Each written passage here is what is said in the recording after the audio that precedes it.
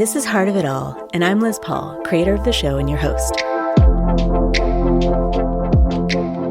As a lifelong Ohioan and cinephile, I've literally, no joke, been taking notes for the past 20-some years of all the times Ohio is mentioned in film and TV projects. And let me tell you, there is a lot for us to cover here. Now, the references over the span of the past 50 years are pretty impressive. Starting with 1970s and 80s classics like WKRP in Cincinnati and Family Ties. Then in the 90s, we have lots of Ohio references, with movies like Tommy Boy, Point Break, shows like Third Rock from the Sun. Then moving into the early and mid-2000s, there were tons more.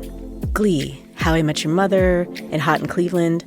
And more recently, movies like Wes Anderson's Isle of Dogs, Marvel's Black Widow, CBS's Ghosts, and Noah Baumbach's newest release from Netflix called White Noise is also set in Ohio. Now, obviously I didn't list all of the Ohio references over the last 50 years in TV and movies, but I hope you're starting to see what I've been seeing, that Ohio truly means something to the film industry, and maybe even to the collective consciousness of America. So how far back are we talking then? Is it really only 50 years? 100? How about as far back as the year 1887? What you are about to hear is quite possibly the origin story of the Ohio-Hollywood connection. To help us understand the story, I talked with Hadley Mears, a brilliant writer and journalist based in Los Angeles. Welcome, Hadley. Thank you so much for being here. Thank you for having me. Yeah, so I created this project to really get down to the bottom of why Ohio has such strong ties to Hollywood. I'm obsessed with movies and television, and I'm a child of the 80s, so I've noticed ever since I was little that there's so many shows that mention Ohio, or the actors or directors seem to be from Ohio. And it's a topic that hasn't really gone away in the 30 plus years that I've been noticing it. And so my research for this, I stumbled across an article that you wrote in 2014 for LA Curbed, based on a woman named Daida Wilcox Beveridge, also dubbed the Mother of Hollywood. So I was hoping you could tell us her story. Absolutely. And, it's really interesting because so many of the early pioneers in Los Angeles were of Midwestern extraction. You see not only Hollywood, but also Pasadena, Altadena, a lot of the different areas that were considered some of the kind of nicest areas in Los Angeles were settled by Midwestern pioneers who came out to escape the cold and kind of live these lives of leisure in this temperate, beautiful place. And Daida is really a perfect example of that, and also of a totally kind of forgotten heroine of history. So she was born in Ohio, and she was from quite a prominent pioneer family in Ohio. And when she was quite young, she married a much older man, like 3 decades older, named Harvey Wilcox. And the two of them, even though he was 3 decades older, were very much alike. They were both very religious, very cultured, very educated. And they took the train out to Los Angeles to start a new life. And they settled in around the University of Southern California, which is near downtown Los Angeles, and he opened a real estate office. And she had a child who died, and they were very heartbroken. And to comfort themselves, they would take all of these carriage rides around the area we now know as Hollywood, which was then known as the Cahuenga Valley, which was basically just empty ranch land west of Los Angeles proper. Mm-hmm. And Daida absolutely fell in love with the Cahuenga Valley, which was just this kind of beautiful valley with hills surrounding it. And, there were lots of orchards, and it was just a really lovely place. And she and Harvey decided that they were going to build a community there. That's amazing. And at that time, obviously, it was just farmland, so there weren't a lot of cities or towns there. Is that right? Oh, that's very correct. The valley was really uncharted territory at the time. And Daida really saw potential for it to be this ideal Christian, elegant, upper middle class, of course, unfortunately white community that would have kind of almost what I would say today is a feeling of a planned country community, kind of almost a resort area, so that people from the Midwest and the East Coast could come either in the winters to winter there or to start a new life in retirement there. And I love how you mentioned that she's a forgotten heroine because I think when you look up myths and legends of how Hollywood got its name and how it was founded, you hear a lot about the father of Hollywood, who was H.J. Whitley. So can you Yes. talk a little bit about their role together and how that came about? Yeah, Whitley was also just a big landowner in the area, and they collaborated somewhat, but there was a lot of infighting going on in Hollywood. So in 1888, Harvey Wilcox, Daida's husband, officially not incorporates, but patents the map for Hollywood. So he is a lot of times given credit for the creation of Hollywood when we now know that it was Daida who came up with the name. There's different legends about how she came up with the name. And also that Daida's ideas were the ones that germinated. She and Harvey mapped out the town together. They named streets after local farmers' children they knew. And it was really her vision that pushed Hollywood forward. But these men, like her husband, her first husband, Harvey Wilcox, like Whitley, seemed to get a lot of credit for their creation when really it was Daida who had the vision, planned it, and made it happen.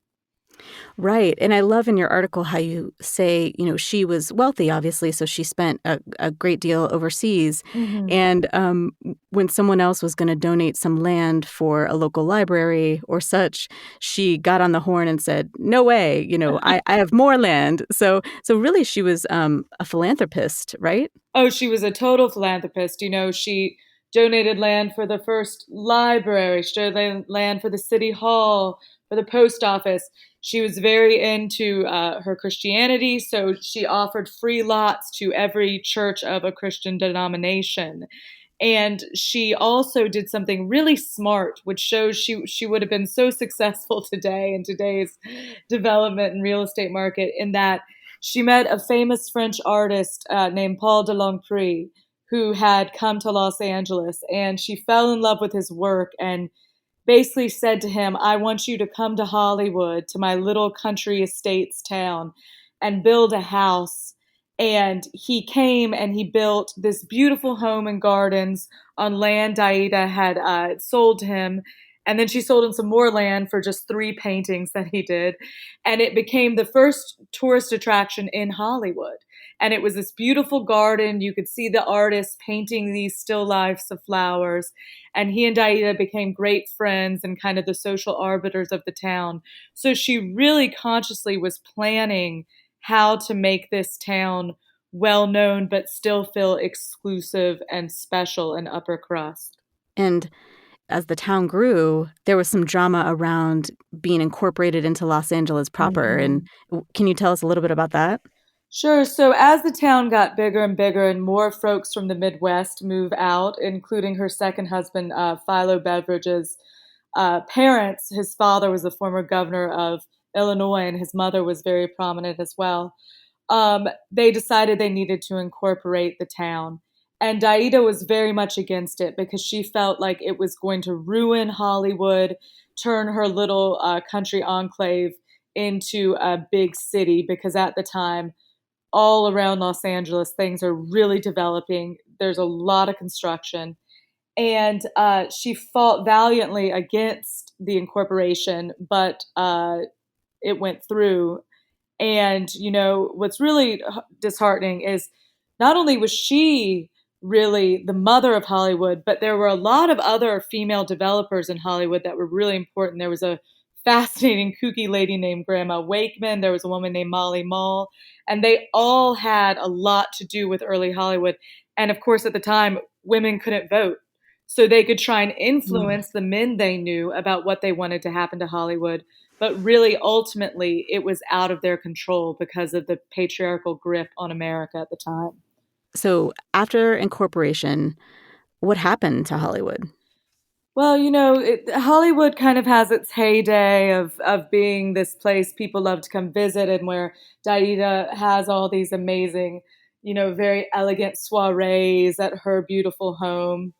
And it was a place where you couldn't have liquor, you couldn't have a thing as simple as a pool hall or billiard rooms, you couldn't even have people ride bicycles on the sidewalks. It was this very controlled place. And then what happens is incorporation comes, more developers start coming, and Los Angeles is expanding so fast, and then the movie business comes. And the movie business starts not far away in a little shed, basically, in part of Hollywood, and then it just explodes. And all pretense of it being this kind of beautiful resort town completely goes away. And Daida dies in 1914 of cancer, pretty young. And, movies had already come in a couple years before. And by the 1920s, Hollywood and Hollywood Boulevard are the center of the world, basically, in LA. It's the height of Hollywood Boulevard, of fast living there, of movie making. It becomes a giant metropolis. And basically, all that remains of Daida's vision is totally swept away in a matter of just like 10 years. So, for all intensive purposes, are you comfortable declaring that a woman from Ohio named Hollywood? 1000%. She absolutely named Hollywood. We don't know quite how. There's a couple stories. One is that she was riding on a train, and a woman was telling her about her estate in the Northeast called Hollywood. And another is that it was supposedly named after holly leaves that grew in the Cahuenga Valley, but there's some debate if they even grew in the Cahuenga Valley naturally. But she absolutely named Hollywood, and it was absolutely her vision and her baby and her golden age. What is it about old Hollywood that fascinates you? Old Hollywood and Los Angeles fascinate me in general because, I always say it's a sunny place for shady people. And it's a place where people, since, basically the Spanish period here, which was over 200 years ago, have come to reinvent themselves. And it's a place where you come, kind of like Daida did with Hollywood. You come and you can try and create something totally new, and you can become a different person. You can start over here. And I'm just fascinated by the people who succeed, and honestly, a lot of times more so by the people who don't quite get that, California dream in, and what happens to them in this kind of place filled with promise and despair at the same time. We talked a little bit about legends. Mm. And so, in this crazy world that we live in now where facts are disputed Right. left and right every day, every second, what role do you think historians play in interpreting the past? That's really interesting. I think a lot about that. I think history and learning history can change the world. I truly do. I think that a problem with history for a long time is that it's been presented in such a dry way and such a way that focuses, on cis white rich men. And I think that we're long due for a reevaluation of what history is and who was important in history. And I really, really think that, little stories, what we would consider lost stories, forgotten stories about women and people of color and the LGBTQI community really can teach us so much. And there's still so much left to find out about our history. I think Gloria Steinem or someone said, it'll take the next 1,000 years to rewrite the history of the past 1,000 years. And, that's what I try and do little by little in my work. And I also think legends and lore are such an important way to understand people, because even if they're tall tales and not true, they tell us so much about how people at the time were feeling, what their fears were, what intrigued them. And you can really learn a lot from things that aren't patently true or facts. I read the Vanity Fair article on Carol Lombard Oh, and yeah. Clark Gable, the Old Hollywood Book Club. Yes. So is that a series that you do? That is, yes, it's so much fun. So I read old Hollywood biographies and autobiographies, and then I review them. It's been a blast. It's so good. Thanks. One thing that I was really fascinated by is that they're both from the Midwest. Yes. Carol is from Indiana and Clark Gable is from Eastern Ohio.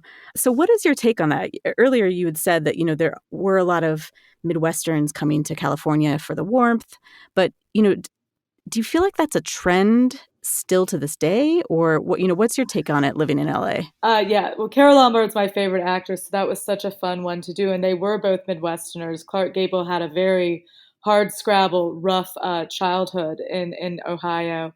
And no, it's totally still a trend. I always say half the people I know out here are from Indiana. So there's still a complete connection there's kind of a pipeline, I feel like, between the Midwest and Los Angeles. And I think, honestly, in the past half century, it's only heightened. I think that every guy from, Indiana or wherever James Dean was comes out here thinking they're going to be James Dean. So I think that there's still kind of this lure that LA is maybe where folks from the Midwest who maybe feel like they don't quite fit in, or, they want to be a star. I believe Brad Pitt's from the Midwest as well. LA is a place they can come and feel more like themselves and more fully realized. So with that pipeline, from the Midwest to California, do you think Daida's travel had anything to do with that? That's a great question. I don't know. I get the sense that she and Harvey were very adventurous. Mm-hmm. And so that might have been part of it, because at the time, to choose to come out to LA, you were really being a pioneer. And I know that her family, her mother had been from New York originally. I believe she was from a family of kind of adventurous pioneers. So maybe for her and Harvey more so it was just that kind of American trope of manifest destiny and going off to make your own life. Right. Yeah, the adventure. Mm-hmm. So is there anything that you hope people learn about Daida's story? Well, I think I really hope that people learn from Daida that, women of the Victorian age, who we think of as so passive and kind of powerless, really could have a lot of power if they were in a privileged position. And that she had this vision for a place and she made it happen. She consciously created an intentional community that, was a privileged community, a white community, in a lot of ways a community that I would not consider an ideal community today, but she did it. And she was able to do it in a time when, she wasn't even allowed to vote. So I think that's a really powerful message to people that, you can create intentional spaces that, are meaningful to you and to other people. And it's just such a great thing to say that, a woman created Hollywood, because she did. I'm a Daida Wilcox Beveridge fan. We should make T-shirts, Hadley. Yes, absolutely. Well, thank you so much for being on Heart of It All. I really appreciate it. I appreciate your time. I appreciate your talent. And thank you so much. My pleasure. Thank you. That was journalist and LA-based historian Hadley Mears, confirming for the record that a woman from Ohio created and named Hollywood. In this journey to uncover amazing stories about the Ohio-Hollywood connection, this one really blew me away. I mean, did you know that a woman from Ohio named Hollywood? I didn't. And it's fascinating, and I think that we're really onto something here. I love talking with Hadley, and I'm excited that more people will discover the legacy of Daida Wilcox Beveridge. I linked Hadley's LA Curbed article in the show notes. There you can find historical photos of Hollywood Boulevard, the very first map of Hollywood, and the only known photo of Daida Wilcox Beveridge, the mother of Hollywood. I'm your host, Liz Paul. And if you like this episode and want to hear more stories like this, please give us a rating on Apple Podcasts and follow us on social media. You can find us on Twitter with the handle @HeartOfItAllPod. Thanks for listening, and stay tuned for more episodes.